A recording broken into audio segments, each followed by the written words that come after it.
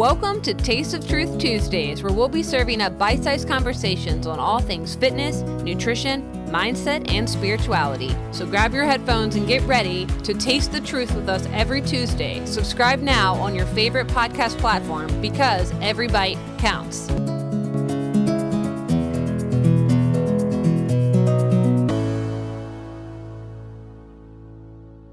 Hey, welcome back to Taste of Truth Tuesdays. Today, we're mixing things up with a subject that is very near and dear to my heart: nutrition, metabolism, and our increasingly distorted relationship with food in our modern world. And we're going to cover a lot of ground. We're moving from diet culture and my own history with restriction into metabolism, morality, industrial food, local agriculture, and the growing technological control of our food systems. And it may sound like we're having several different conversations, but they're all part of the same story. And this episode is going to lay some groundwork for an upcoming interview that I have at the end of the month with Jay Feldman Wellness. And Jay is a health coach, independent researcher, and host of the Energy Balance podcast. His work explores bioenergetic health and nutrition, including ideas influenced by biologist Ray Peat, principles I have found myself returning to on and off for the last several years. But before we get there, I need to explain why this conversation is so personal for me. As many of you know, I've spent more than 20 years in the health and fitness world. I've also written openly about how intense and complicated that journey has been. I came of age during the late 1990s and early 2000s, an era saturated with diet magazines, celebrity weight loss stories, low-fat everything, Special K commercials, bikini body workouts, and television programs that treated shrinking the body as both entertainment and moral achievement. And those cultural messages did not exist in isolation. I grew up in a household where my body was not simply noticed. It was scrutinized, compared, and commented on. And those kinds of comments do not disappear with time. They become part of the architecture of how you see yourself. They follow you into mirrors, fitting rooms, photographs, swimming pools, doctor's office, and every room where you become aware that other people can see your body. They teach you that the body must be managed and monitored. They plant the belief that remaining small is the price for safety. I grew up believing that if I could control my body well enough, I could avoid humiliation. I could avoid becoming the punchline. I could avoid being seen in the wrong way. And for a while, I turned that fear into something our culture rewards: discipline. But fear does not stop being fear simply because it learns the vocabulary of health and fitness. In high school, I followed plans like the Special K diet. I relied on Carnation instant breakfast instead of complete meals. I skipped classes to work out before heading to my after-school job. My protein intake was low. My fear of gaining weight was high. Restriction became familiar. And because restriction was praised as willpower, I did not always recognize it as deprivation. And that is the background that I bring into this conversation. I am not critiquing calorie culture because I have never understood its appeal. I understood it intimately. Numbers can feel safe. Numbers feel objective. They offer the illusion that you can calculate carefully enough, track consistently enough, and exert enough control, the body will become predictable. Calories give food a score. The scale gives the body a verdict. And when you have learned to fear your own appetite, arithmetic can feel more trustworthy than sensation. I have lived through periods in which weight loss looked like success from the outside while my body was becoming increasingly undernourished, stressed, depleted, and disconnected from its own signals. So when I say that weight loss and health are not synonymous, trust me, I've learned that lesson the hard way. And that is why I'm interested in the bioenergetic perspective, rather than asking only, how little can I eat to make the number on the scale decrease? It asks a more useful question: how well is the body actually producing and using energy? And this episode is not intended to settle every claim made within bioenergetic nutrition. That is part of what I want to explore with Jay during our upcoming conversation. Today, I want to lay the groundwork by examining the difference between consuming calories and producing usable cellular energy, between losing weight and becoming healthy, and between treating food as a number and understanding it as biological information, an ecological relationship, and participation in a living system. Because the body is not simply a furnace, food is not merely a number, and losing weight is definitely not proof that a person is nourished or healthy while doing so.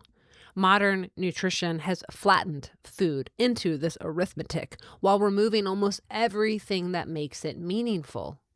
SAD, SAD, is the perfect acronym for the standard American diet because, it really is sad what modern food culture has become. And I do not just mean sad in the obvious, everyone is eating ultra-processed food and wondering why they feel terrible kind of way. I mean, sad in a much deeper sense. Sad as in spiritually impoverished.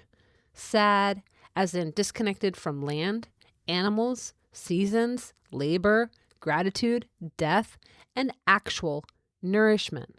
Sad as in we have managed to turn food, one of the most intimate relationships a human being has with the living world, into a bland, plastic-wrapped transaction between a lonely person and a microwave or a vehicle going to a fast food drive-through window. That sounds dramatic, but is it really?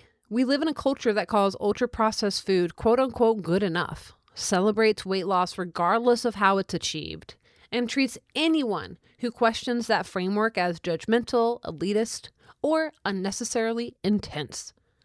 But that is exactly the problem. Our culture has reduced foods to numbers while stripping it of its meaning. Calories, macros, points, deficits, cheat meals, protein hacks, low-calorie swaps, quote-unquote, if it fits your macros. Oh my gosh, I lived and breathed that lifestyle. We talk about food like it is accounting, not a relationship. Like the human body is a calculator. Of course, calories matter. I'm not pretending energy balance is fake. But if your entire health philosophy begins and ends with calorie math, you are missing the human being attached to the equation. Food is not only fuel, it is information. Food sends a signal. Food affects insulin, thyroid output, leptin, ghrelin, cortisol, digestion, gut signaling, inflammation, mitochondrial function, cell communication, mood, cravings, satiety, which is the sensation of fullness. Food impacts your sleep, fertility, and gene expression. A hot pocket and a grass-fed steak may both contain calories, but they do not speak the same biological language once they enter the body. The lie of calories in, calories out must die. Not because energy does not matter, because it does, but because reducing food to calorie math is one of the dumbest things modern nutrition culture has done to the human body. A calorie is a unit of energy, but the number printed on a label cannot tell us how effectively a food will be digested, absorbed, converted into ATP, or allocated among the body's competing demands.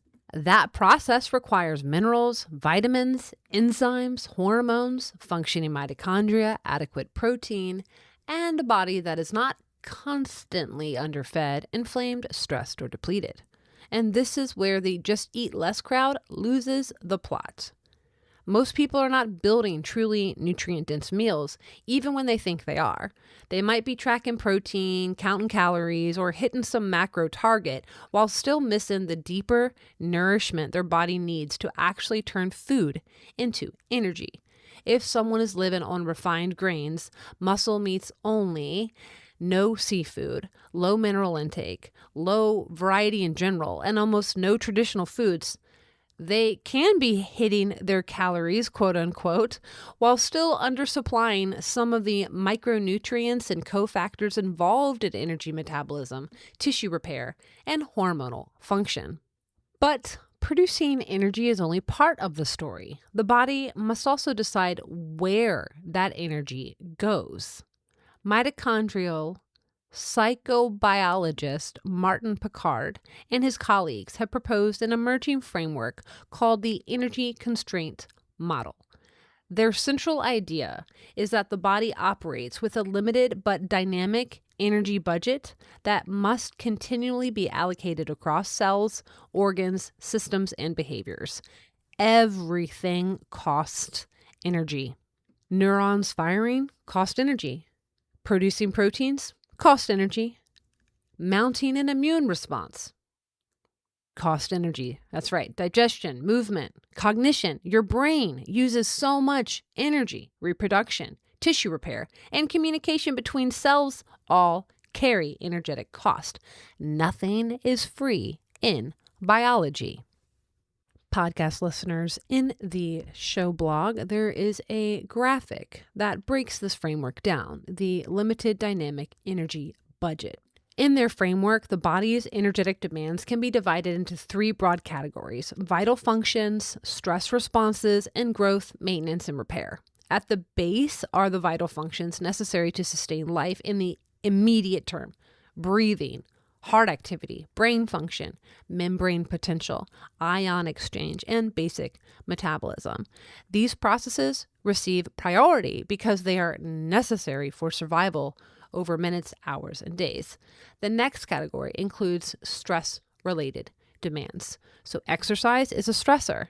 So are infection, inflammation, toxins, psychological distress, energy, sleep loss, and activation of the sympathetic nervous system.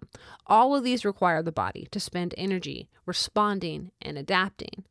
At the top are growth, maintenance, and repair.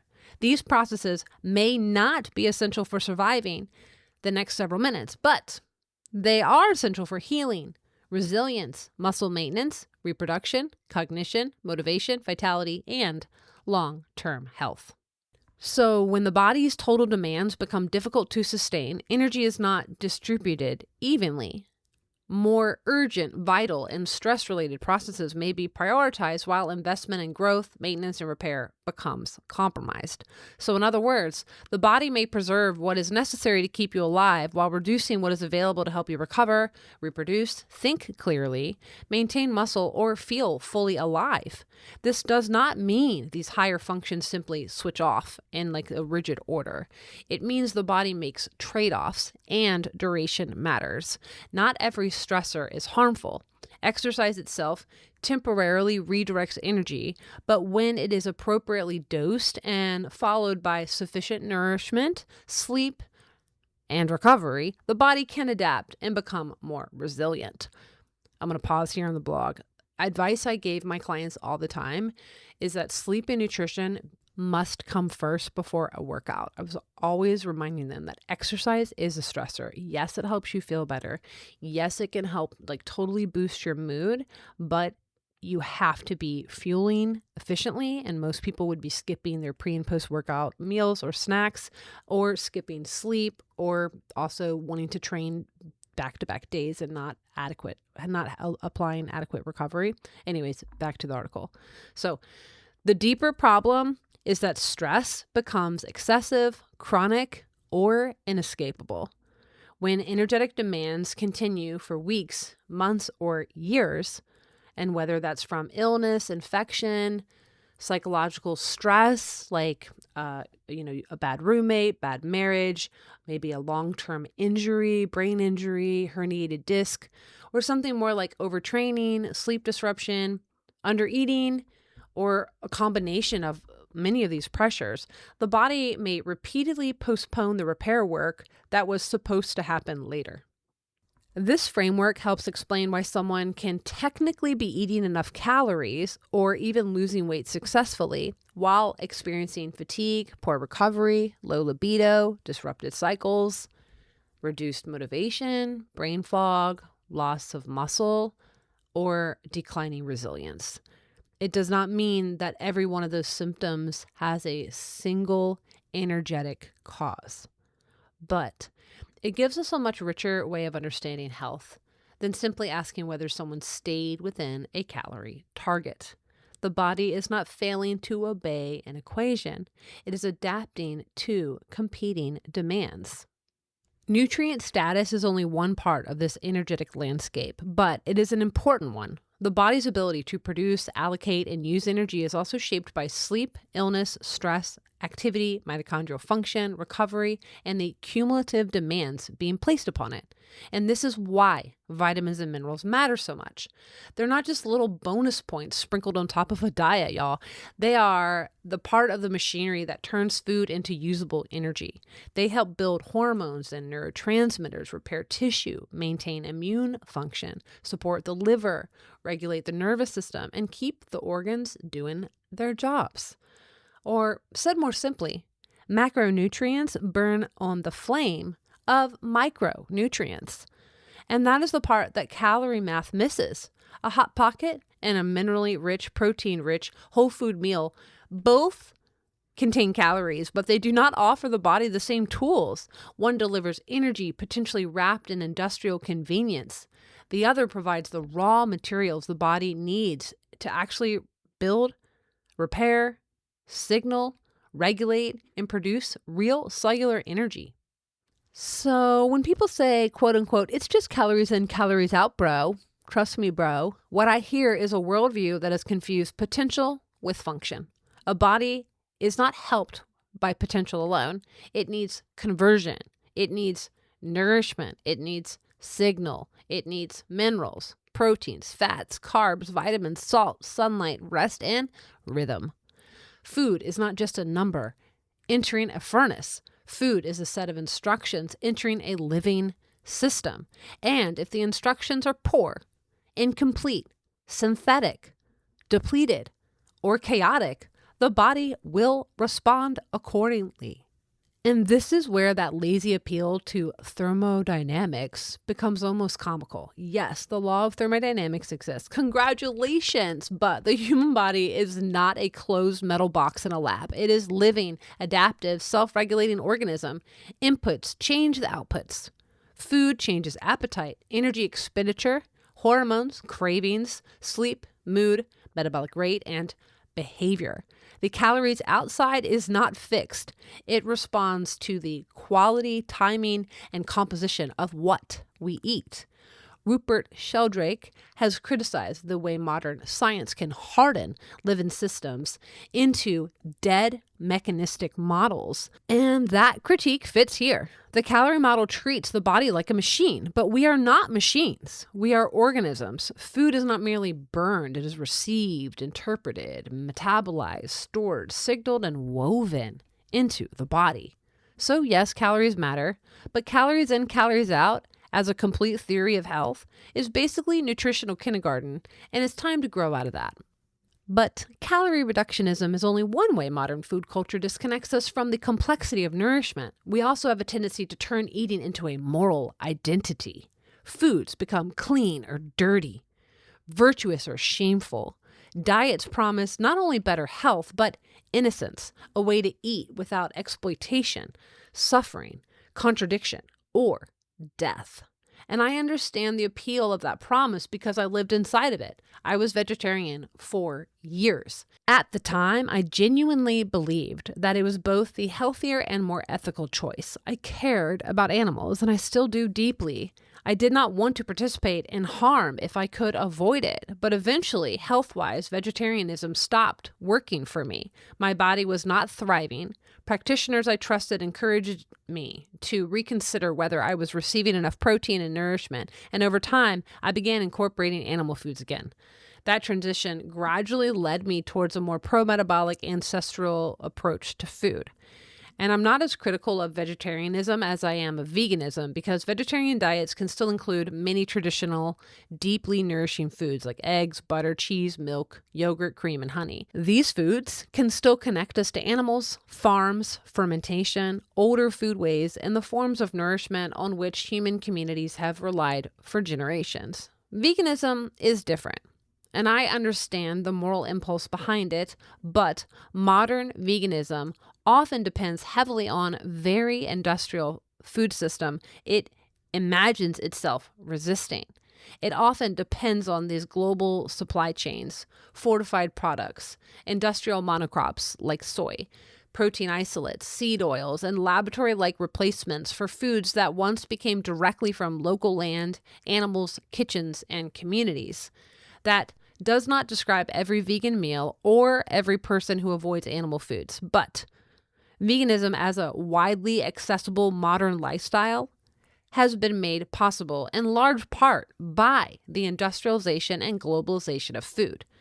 It became easier to imagine a diet detached from local ecology only after the modern food system detached nearly everyone from local ecology. Before supermarket abundance, refrigerated transport, synthetic supplementation, and year-round imports, diets were far more directly shaped by region, climate, labor, animals, seasons, preservation, and survival. And this is what troubles me about the moral certainty that can surround veganism. Morality can bind us around compassion, but it can also blind us to the cost outside the frame we have chosen. A person may avoid animal foods while remaining dependent upon monocropping, habitat loss, exploited labor, heavily processed substitutes, and corporations with no meaningful relationship to the land being depleted. The suffering has not necessarily disappeared. It has moved out of sight.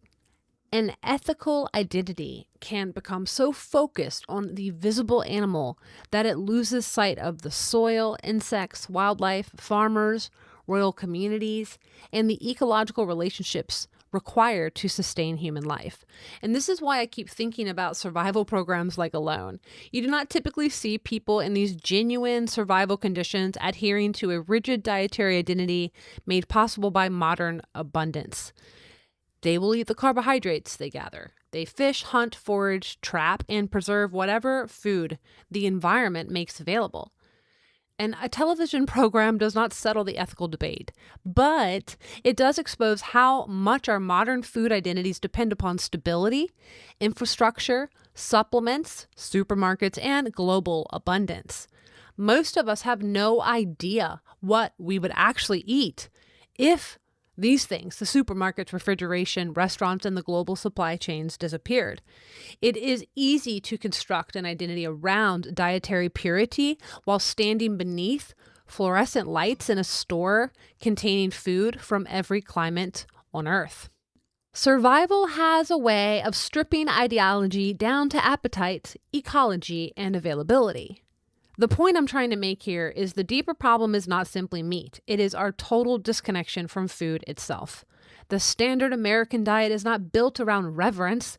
It is built around convenience, profit, shelf life, hyperpalatability, and the perpetual consumption. It is often high in refined carbohydrates and industrial fats, low in nutritional density, easy to overeat, and engineered to override the body's natural signals.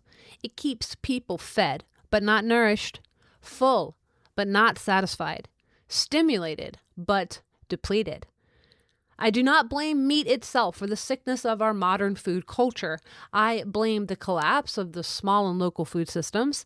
I blame industrial agriculture and the consolidation of food production. I blame ultra-processed convenience food. I also blame the severing of people from land, seasons, animals, kitchen skills, and community. I blame a culture in which people no longer know where their food comes from, what it took to produce it, or what kind of life and death made it possible. Because that's the uncomfortable truth. Death is always involved in food. Vegetarianism does not remove death from the food system. Neither vegetarianism nor veganism remove death from the food system. Fields are cleared, habitats are displaced, soil life is disrupted. Insects, birds, rodents, snakes, rabbits, and countless unseen creatures are killed through large-scale crop production. Farm workers are exploited, water is diverted, communities are transformed to serve distant markets. Even a plate composed entirely of plants carries a cost. That does not mean all dietary choices are morally equivalent. It means purity is not available to all of us. The moral task is not to imagine that we have escaped the web of life and death. It is to become more conscious of how we participate in it. Nature is a total system, and within that totality, it is not morally tidy. We often use the word quote-unquote natural as if it means good, pure, balanced, or morally clean. But nature does not produce constant perfection. Nature produces totality, beauty and monstrosity, strength and weakness, flourishing and failure, healthy forms, botched forms, failed adaptations, extinction, decay, and renewal. Food belongs to that same uncomfortable order. There is no pure way to eat outside of life, death, appetite, cost, and consequence. The fantasy of a morally spotless diet is just another modern escape hatch from reality. And morality works in a similar way.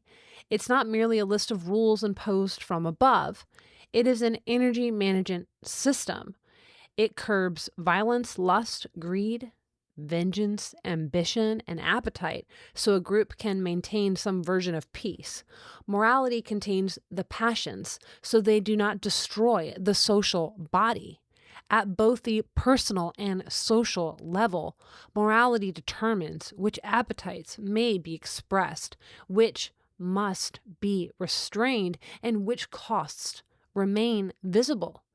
And maybe this is why modern food culture feels so spiritually sick. It has stopped containing appetite. It does not discipline desire. It engineers it. It stimulates it.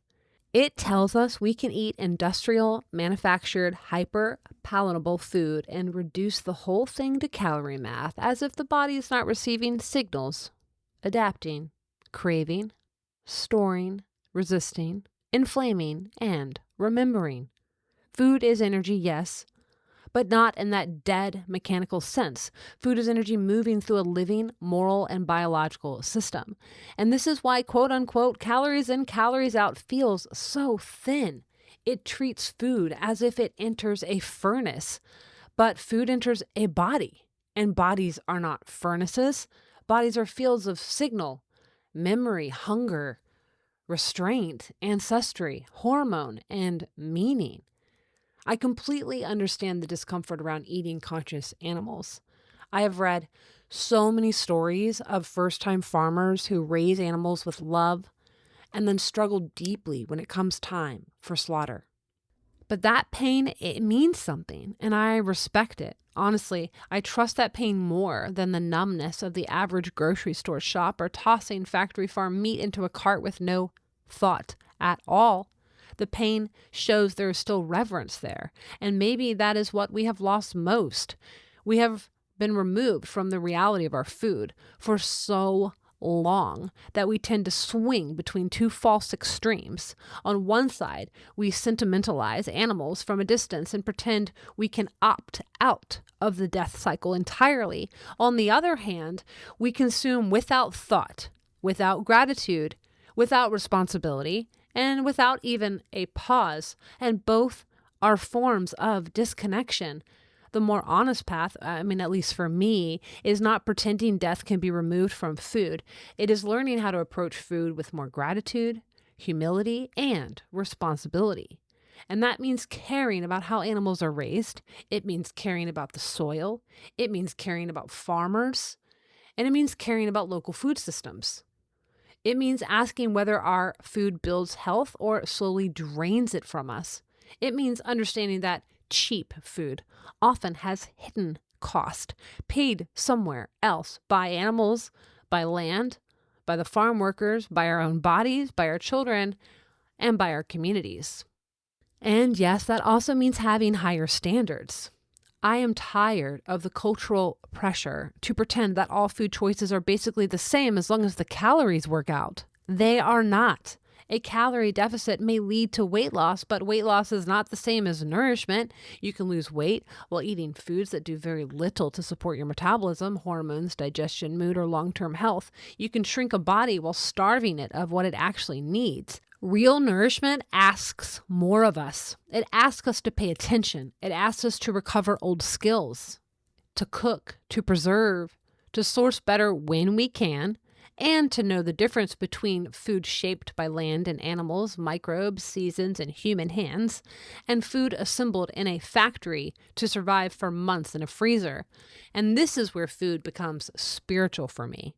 Not spiritual in the vague influencer sense, not raise your vibes with an acai smoothie bowl nonsense. I mean spiritual in the older, more connected to earth sense. Eating is an act of dependence, participation, and transformation. Rudolf Steiner once approached nutrition through the idea that eating is never merely mechanical. Whatever one makes of his more esoteric language, I think that there's something valuable in the underlying insight that food is not simply enter the body and then disappear in that calorie ledger. As we've been saying, the body must meet it, break it down, transform it, and incorporate it into the self. What was once sunlight, soil, rain, grass, grain, fruit, milk, muscle, mineral, or microbial life becomes blood, tissue, hormone, neurotransmitter, heat, thought, movement, and memory. Eating is one of the most literal ways the world becomes us. That alone should make the act feel less trivial. We are not floating minds temporarily renting bodies. We are dependent creatures. We require soil, water, sunlight, animals, plants, microbes, farmers, bees, rain, decay, death, and renewal. Every meal places us inside a web of relationships, whether we acknowledge them or not. And this means that food may shape more than our body weight. What we eat can influence energy, mood, cognition, resilience, inflammation, digestion, and the clarity with which we move through the world. I do not mean that one perfect diet produces spiritual enlightenment or that illness reflects moral or spiritual failure. Food is not a purity test, but neither is it neutral. The quality of what we repeatedly take into the body helps shape the material conditions through which we think, feel, recover, create, and relate to others. Modern food culture wants us to forget all this. It wants food to be easy, cheap, fast, addictive, and morally weightless. It wants us to believe that a frozen pocket of refined flour, industrial oils, modified starches, sodium, flavoring agents, and processed ham is simply another option. Just calories, just convenience, just people doing their best.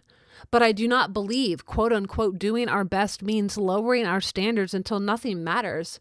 Nor do I believe that the answer is to shame ordinary people for choosing the foods that our economic and agricultural systems have made cheap, available, familiar, and nearly effortless.